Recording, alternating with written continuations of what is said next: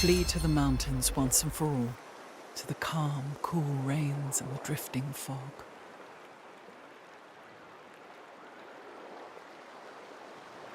Better to die than be a coward.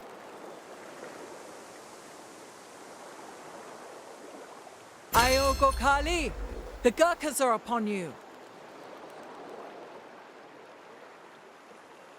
There is an inseparable relationship between the culture of a country and the ideology it follows.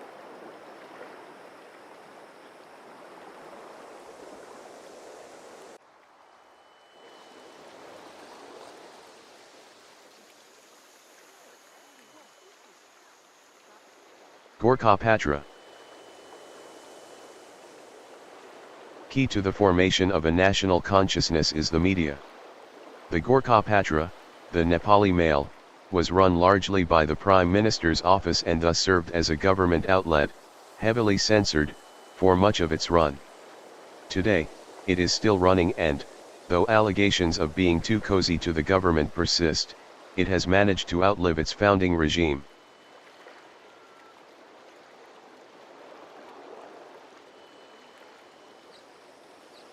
Jai Umdo Baga.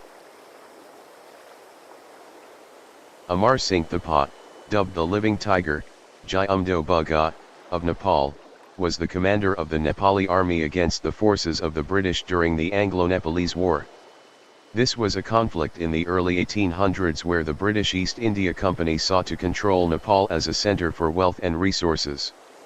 The war raged on, with the better-equipped British nonetheless stymied by the terrain and persistent concerns over malaria. While the British were victorious, their rule in Nepal was limited and under strict control.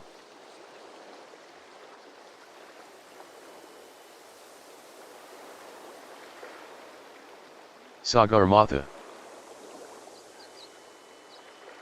The Nepali name for Komalungma, Tibetan for Mother of the World, is Sagarmatha, Goddess of the Sky. The English, and perhaps more familiar, name is Mount Everest.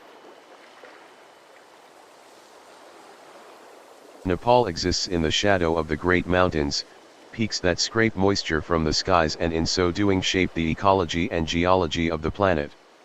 The winds that blow hot and moist across the Indian subcontinent drop their moisture here, creating dense and fertile valleys on the southern side of the peaks, and the dry highlands of Tibet on the northern side.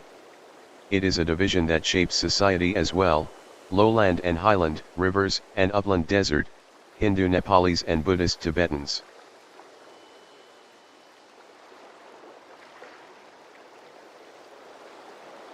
Singaturbar. Nepal during the modern period is one that rests upon firm control of the state, a paradox, as Nepal's territory is ethnically and geographically fractured enough to challenge any state. The Singaturbar, the Lion's Palace, was opened in 1908 and signified the iron grip of the Rana dynasty. These were a series of prime ministers and high officials who effectively controlled the monarchy and ruled with a tight grip both internally and externally. From the Singaturbar came some of the most significant developments in modern Nepali life, the abolition of slavery, and the recognition of Nepali independence.